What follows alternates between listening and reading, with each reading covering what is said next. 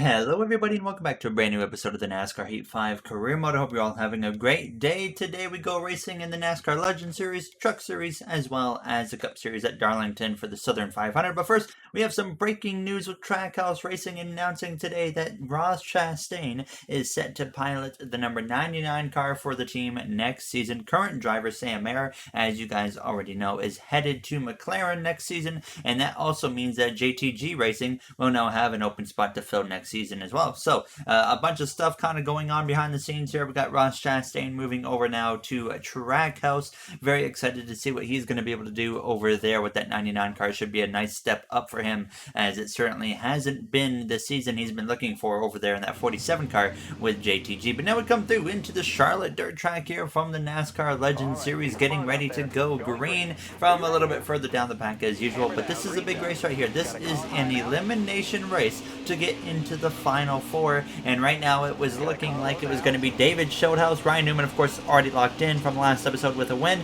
but it was looking like David Schildhouse, Tony Stewart, and Kyle Larson were going to be the ones at this point joining him in that final four. Travis Brown trying to make the final four. Well, he was behind us, so obviously it wasn't looking good for him early on in this race. Stenhouse is another guy that was really working hard to try and make it into that final four, but he was a little bit too far down the order as well. Jeff Gordon started out up front leading this race. He was doing a solid job, but he would end up losing the lead to the number 20 of David Schildhouse here as it came through. Now to lap 7 of this race, the lead would end up getting swapped out to, of course, Ryan Newman. Shocker there, and Tony Stewart was up there in second place, Schildhouse in P3, and then Tony Stewart would briefly take the lead from Ryan Newman here now in the closing laps of this race. But by the time it came to the final lap, it was once again Ryan Newman who was out front over Tony Stewart, and David showed us as we came through out of turns 2 side by side with Casey Kane, who is a lap down, by the way, as we come through 3 and out of turns 4. It's going to be a solid 7th place finish for us here in the NASCAR Legends Series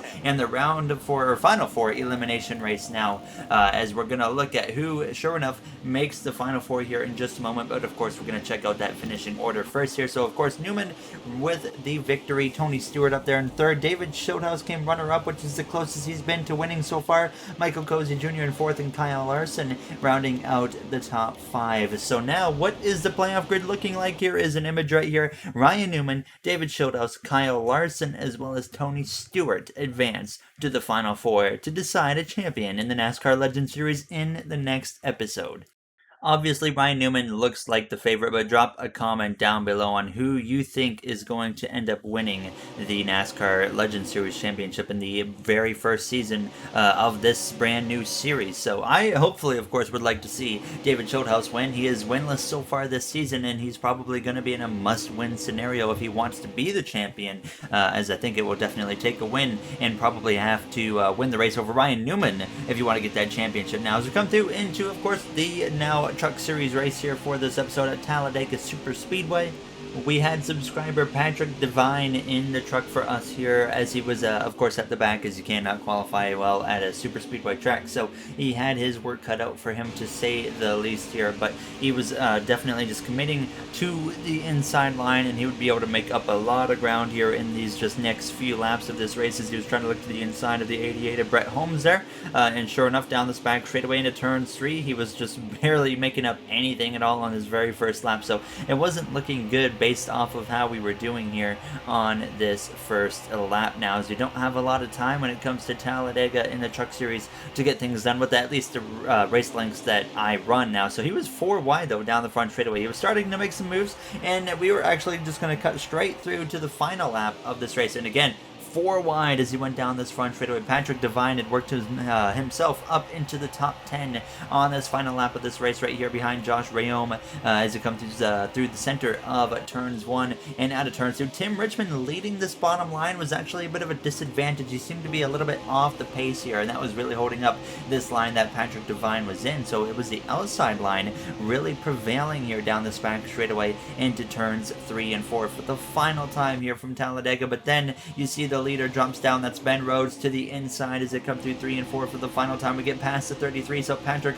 works himself up towards P number 3 as it goes down this front straightaway for the final time. But is he going to have anything for anyone now on the inside, just about at that 20 of Spencer Boyd as they come through the exit of the Triumph? Well, not going to be enough there. P3 is what we have to settle for here from Talladega Super Speedway now, as you see Ben Rhodes, who comes through and wins the race here from Talladega. So now you see the rest of the finishing order on your screen. Of course, Tad Moffitt, Brett Holmes all the way down there. Not good runs for them now as we come through into the Cup Series race here for the Southern 500. We have a throwback paint scheme on the car for us here today with the Razor color, or not Razor colors, but the Razor sponsor with these old DuPont colors on the car. And this scheme right here, usually you guys don't have Lation or Vixen or FRG Designs usually make a scheme for myself here in the career mode, but this one was actually done by a Discord member of ours, and that would be Hype Up Gaming. So if you aren't in the Discord, by the way, you can join that up. The link will be in the description. But we come through to qualify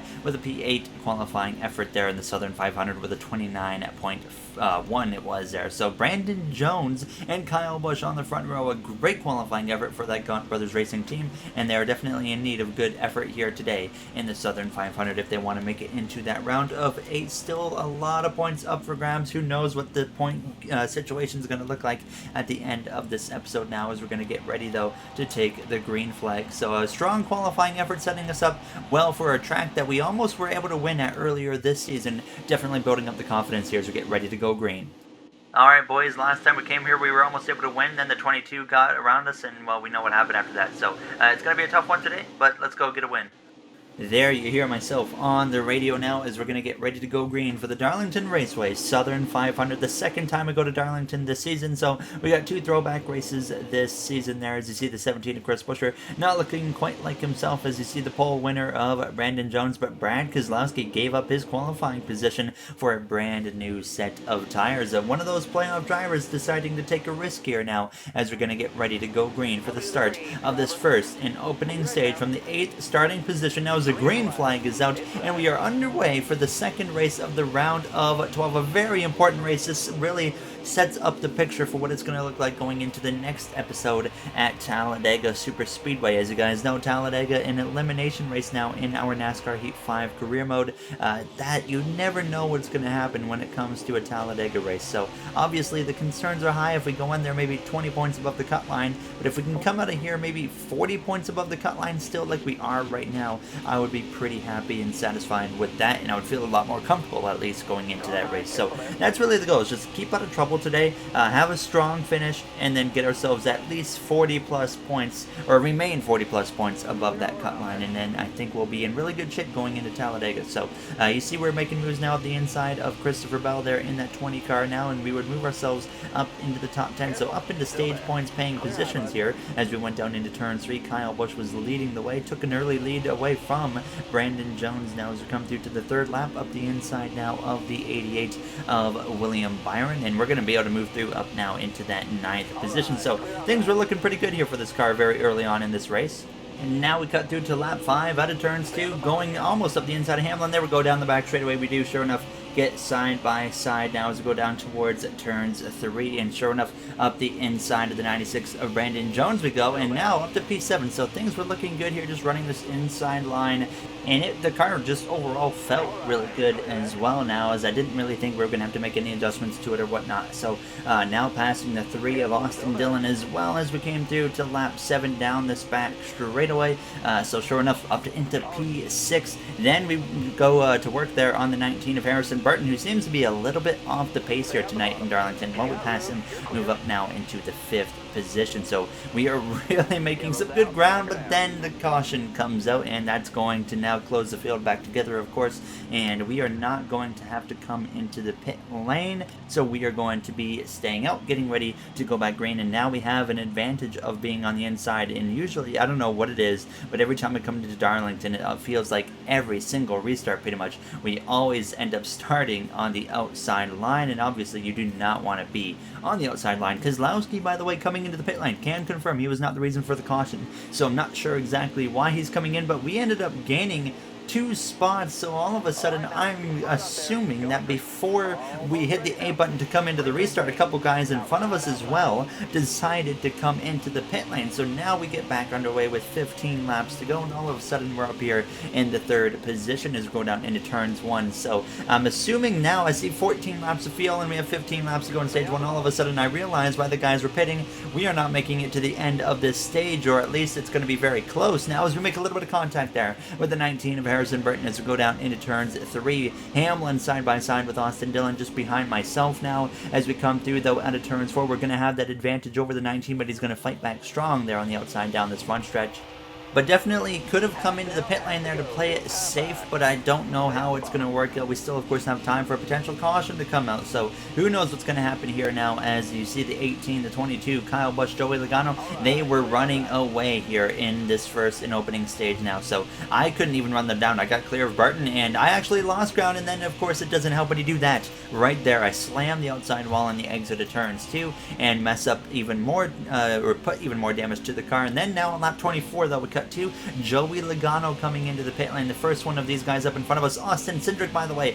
He was on the pit lane because he blew an engine of playoff driver Austin Cindric out of the race here in the first stage in Darlington. Big implications for him. Now on lap 26, coming to 27 with 2 to go in the stage, I come into the pit lane now as well. It was extremely close on feeling. I didn't want to risk running out. I honestly think it would have maybe been a chance of us making it, but either way, we take 4 tires, 2 cans of fuel, and get ready to come back out onto the track. And then I realized Brad Keselowski in the 41 car is now leading on the final lap of stage 1. We are a lap down, and all of a sudden, instead of getting potentially P3 in stage 1, we're going to have to settle for P11 in this first and opening stage here in the Southern 500. So we just gave up 8 potential points in this first stage, and now we're going to end up getting 0 points total here in stage 1 as we exit turns 4 to cross the line in P11, and we're a lap down. But the one bright side is everybody that stayed out there, that pitted under that last caution, now has to come into the pit lane. So we're going to take the wave around. Unfortunately, that means we cannot pit, which also means we'll have to come in a few laps earlier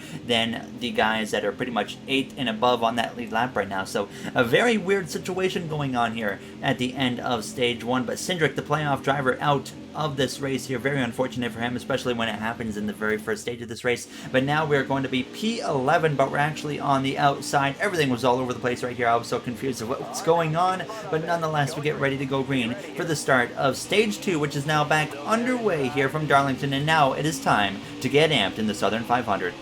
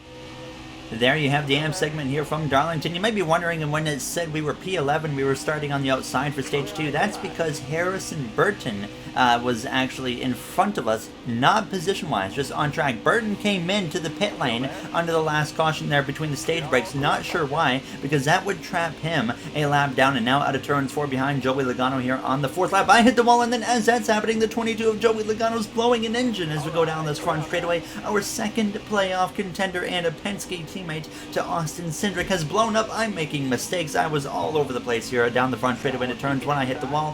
Fortunately, we got the car back collected and got back going in the right direction, but 2 playoff drivers all of a sudden have had engine failures, both belonging to the same team, and now we come through to lap 14 here of the second stage. Just a lot of chaos all of a sudden starting to brew here with some of these playoff contenders having issues, but we were running down the 19 of Harrison Burton. Speaking of a playoff contender having issues, he's down in P13 33, trapped 1 lap down because he decided to pit at the end of stage 1 when he could have taken the wave round just like the rest of us had. So now to lap 19 already of 25, I hit the outside wall on the exit of turns 2. A mistake there from myself. We do some more damage to the car. Green flag pit stops. We're now getting underway here in the second stage. On now lap 20, I decide as I'm passing Lewis Hamilton, putting him a lap down, we're going to come into the pit lane right here as Ricky Stenhouse Jr. leads the way, by the way, as we come through turns 3 and 4, and we missed the pit entrance, and now we're going to have to go around another time. So now we're running into a little bit of an issue ourselves here. Another playoff contender was something going wrong. So the very next lap around, I played it very safe, and I actually nearly speed into the pit lane. Thank goodness that did not happen. So now 16.8 seconds there, we get back out onto the track, and now once again we made that mistake, and we know we were slowing down so much coming in that first time that we're going to lose a bunch of time, and you're going to see as we come through out of turns 2, we're going to drop once again down to 11th place just like we did in stage 1. Out of stage 1, I didn't have enough time to run down Denny Hamlin. We come through to the final lap of stage 2, and Chris Buescher was leading the way through turns 3 and 4. He's going to win stage 2 over his teammate of Ricky Stenhouse Jr. Both of the Roush Fenway cars up front right now having really tremendous runs. So as we go down this back straightaway into turn 3 for the final time, just trying to run down Lewis Hamilton here in that number 44 Mercedes Patrona as we sure enough look to his inside, and we're also going to pass at 38 of Todd Gilliland. But sure enough, once again, no stage points when both stages so far we were in position to get a good chunk of stage points. So very, very unfortunate start to this race, but we still know that we've had some playoff contenders who've been having some issues, and that of course plays into our advantage here now as we're going to get ready to come into the pit lane again for 2 cans of fuel as well as another set of 4 fresh tires. So hopefully in this third stage we can kind of get everything back in line and we can at least remain in the top 10 at the end of this race. That would be a big accomplishment. I think at first it was looking like Chase Elliott, by the way, was going to stay out here and just take over the lead. He would eventually actually elect to come into the pit lane. So now as we get ready to go back green here from Darlington Raceway, we're going to come out in P10 out of the pit lane. So a very strong pit stop there for the team. I mean, not very strong, but I mean, it was strong enough to at least get us up a position when I really don't want to be up 1 position onto the outside. So now we're back underway here, coming to lap 60. So this will give us 33 laps left in this race, which means if it does stay green, just like stage 1 as well as stage 2, we are going to have a guaranteed green flag pit stop if it stays green, like I said. So we'll have to wait and see what happens here. Now is on the south side, you can see the disadvantage. Suarez goes by in our Going Racing Chevrolet Camaro. Hamlin went by. Chase Briscoe in the number 14 High Point Throwback goes by, and then up the inside goes the 42 of Tyler Reddick. But then all of a sudden, we have a huge checkup from the 17 of Chris Buescher, who's holding up everybody on the inside line. So I just stay up here committed to the outside because I realize I'm going to have a chance now to get past the 14 again and repass Suarez and potentially Denny Hamlin, but not, I guess, Denny Hamlin, because he decides he's going to jump up to the outside and go around that 17 anyways here. So as we exit turns 2 down this back straightaway, though, we are going to be able to complete the pass on that 17 of Chris Buescher and get ourselves back up into the top 10. I really sent it into turn 3 right there to make sure I got clear, but the 6, by the way, of Todd Gilliland leading the way. And we have another situation going on right now on the pit lane. This kind of went unnoticed, but William Byron, another playoff contender, had an engine failure during the green flag pit stop cycle at the end of stage 2. He is now out of the race as well, so 3 playoff contenders out of this race with engine failures. Caution comes out now with 29 laps to go in this race. Everybody's staying out because we hadn't quite yet run enough laps to where we would be able to make it if we pitted now. So we were just going to get ready to go back green here from P10. So unfortunately, that hard work there on the restart, well, we're going to be once again setting up on the outside here for this restart. So not looking like we want it to now, as you see the order right now. De Benedetto, by the way, 2 laps down in 37th place. If he didn't win last episode, he would be in a huge disadvantage right now going into Talladega in the next episode. There was so much playoff stuff going on at this point here in this race, and now we get back underway on lap 67. So we still are in that kind of time frame of where we will have that green flag pit stop there. I don't know if anybody came into the pit lane there under caution, but if they did, they might actually be a little bit close, but I think they would still have to come into the pit lane probably 3-4 laps to go or so here now as we go down this back straightaway side by side with the 2 of Ryan Preece here now, as we obviously just need to look for an opportunity to get down down to the inside. So now is Daniel Suarez. He's going to look up my inside here. We got to get on it here and try to get down to that bottom like I mentioned. Not going to happen right there. Daniel Suarez still up the inside, but I see a hole right there between him and the 96 of Brandon Jones. So as I go down into turns 1, I'm going to do that right there. Jump down to the bottom, and now we settle into P12 and immediately get on the attack. Do a little bit of a crossover on Suarez there, and then we go right on back past him. So back up into P11 behind that 2 of Ryan Preece, and then sure enough, now I would get to the inside of him into turns 1, and I would be able to make a pass on him for that 10th spot, and then I make a mistake. I get into the outside wall, and that allows the 2 of Preece to go by, the 77 of Suarez. We hold off the 96 of Brandon Jones, who got on the brakes to not run into the back of us, but now down to the 12th position we go there after we made up so much ground right there in a couple of laps, and now we would run them back down. We get to the back again of Ryan Preece. We look up the inside into turn 3, and we get past him, and now we're going to try and make a pass again on Daniel Suarez. I feel like we were just running around these guys constantly over the last 10-15 laps or so here now, as with 22 laps to go. I know I'm running out of time, but then we have issues on lap 71. Another playoff contender, Kyle Busch, is blowing an engine. That's the 4th engine failure tonight here in Darlington for the Southern 500, and each time it's been a playoff contender. So now we get back going here, and we're up into P10 all of a sudden. Keselowski, by the way, still leading the way, looking like he might be in position to win this race. And now as we come through to lap 75, we make a move up the inside of Daniel Suarez now, and we're going to be able to make a pass on him as we go down into turns 3. So now we're starting to just get that kind of tire advantage on the long run. I feel like our cars are strongest, and that was starting to kind of kick in, and we were closing in on the cars in front of us now. As you can see, Austin Dillon, we're reeling him in that 3 car. He's having a great run, but now behind us we actually have a spin. The 20 of Christopher Bell goes around into the outside while collecting Noah Gragson.